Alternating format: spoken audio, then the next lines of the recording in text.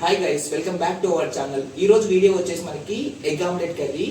ఈ కర్రీ వచ్చేసి మనం జస్ట్ 20 మినిట్స్ టైంలోని ప్రిపేర్ చేసుకోవచ్చు. ఆఫ్టర్నూన్ లంచ్ కైనా తినొచ్చు, లేకపోతే డిన్నర్ కైనా ప్రిపేర్ చేసుకుని తినొచ్చు. సో ఇంకా దీనికి కావాల్సిన ఇంగ్రీడియంట్స్ మొత్తం మీకు చూపిస్తాను రండి. సో మనకు వచ్చేసేసి ఆనియన్ ఇలా చిన్న చిన్న పీసెస్గా కట్ చేసుకోవాలి. దాంతోపాటు మనం కరివేపాకు రెమ్మలు కూడా తీసుకోవాలి. అలాగే మనము టమోటాలు కూడా ఇక్కడ కనిపిస్తున్నట్లు చిన్న చిన్న పీసెస్ కట్ చేసుకుంటే కుకింగ్కి బాగా యూజ్ అవుతుంది. సో ఇలా ఇంగ్రీడియంట్స్ ప్రిపేర్ చేసుకున్న తర్వాత మనం ఇంకా కర్రీ చేసుకోవడమే. So let's get in to the video. So మనం వచ్చేసేసి 2 స్పూన్స్ ఆఫ్ ఆయిల్ వేసుకోవాలి.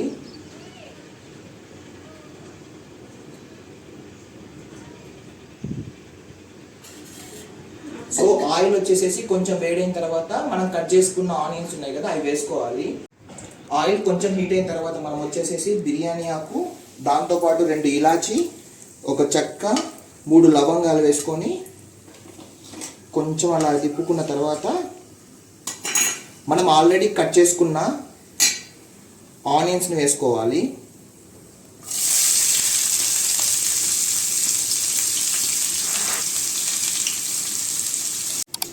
ఆనియన్స్ వేసుకున్న తర్వాత మన దగ్గర ఉండే కరివేపాకు ఆకులు కూడా వేసుకోవాలి. వేసుకొని కొంచెం ఇలా కలబెట్టుకోండి, అప్పుడు మొత్తం మిక్స్ అయిపోతాయి. సో అలా వేగుతున్న ఆనియన్స్లోకి కొంచెం సాల్ట్ వేసుకుంటే ఇంకా ఆనియన్స్ త్వరగా కుక్ అవుతుంది. ఈ టెక్నిక్ చాలా మందికి తెలియదు, నేను చెప్తున్నా, మీరు కూడా ట్రై చేయండి. సో ఆనియన్స్ వచ్చేసి మనకి గోల్డెన్ బ్రౌన్ వచ్చే వరకు మనం వేయించుకోవాలి. వన్స్ వచ్చిన తర్వాత 1 టేబుల్ స్పూన్ ఆఫ్ అల్లంని యాడ్ చేసుకొని కలుపుకోవాలి. సో ఆనియన్స్ వచ్చేసి మనకి కొంచెం బ్రౌనీగా చేసుకుంటే టేస్ట్ చాలా బాగుంటుంది. ఆ తర్వాత వచ్చేసి మనము చిన్నగా కట్ చేసుకున్న టమోటా పీసెస్ మొత్తాన్ని వేసుకోవాలి.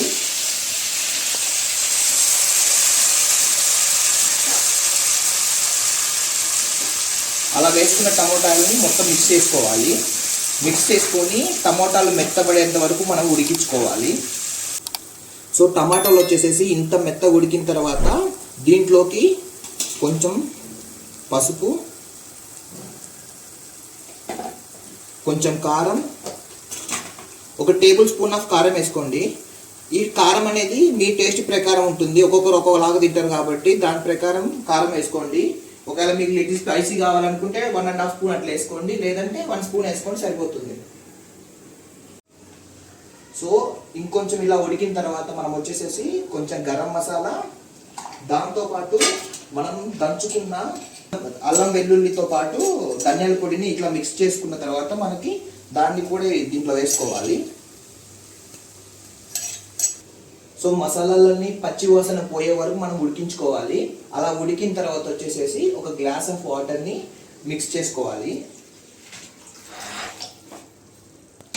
అలా మిక్స్ చేసుకున్న వాటర్ని ఆయిల్ పైకి తేలేంత వరకు ఉడికించుకోవాలి. ఇక్కడ కనిపిస్తున్నట్లు మనకి ఆయిల్ తేలింది కదా, అలా ఆయిల్ తేలిన తర్వాత మనం వచ్చేసేసి ఎగ్స్ వేసుకోవాలి.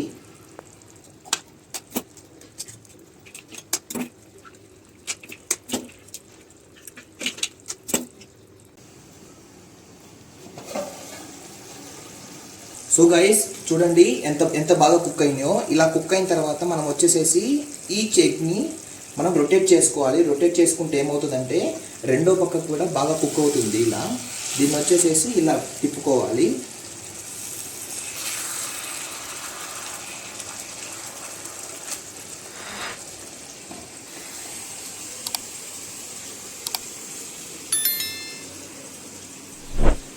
సో తిప్పుకొని ఇంకొంచెం ఒక 2 or 3 మినిట్స్ వరకు ఉడకబెట్టుకుంటే మనకి ఏమవుతుందంటే బాగా ప్రతి ఒక్క పీస్ వచ్చేసేసి చాలా బాగా కుక్ అవుతుంది.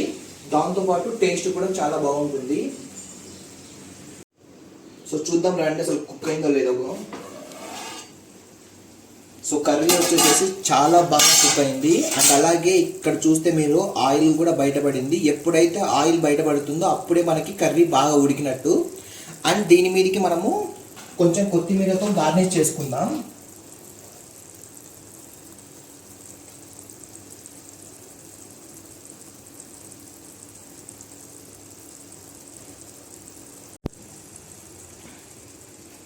సో అలా గార్నిష్ చేసుకున్నతో మనకి ఇంకా కూర కంప్లీట్ అయిపోతుంది, ఇంకా తినడమే ఆలస్యం.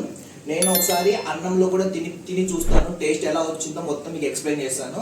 ఇక్కడితో వచ్చేసి మనకు కూర కంప్లీట్ అయిపోయింది. సో మీరు కూడా ట్రై చేయండి, ఎగ్ ఆమ్లెట్ కర్రీ చాలా బాగా వస్తుంది. ఒకవేళ ఎవరైనా మీ ఇంట్లో గెస్ట్ వచ్చినా కూడా ఈ కర్రీ చేసి పెట్టండి, చాలా బాగుందని చెప్తారు. అలాగే స్పెషల్ డిష్ లాగా కూడా ఉంటుంది.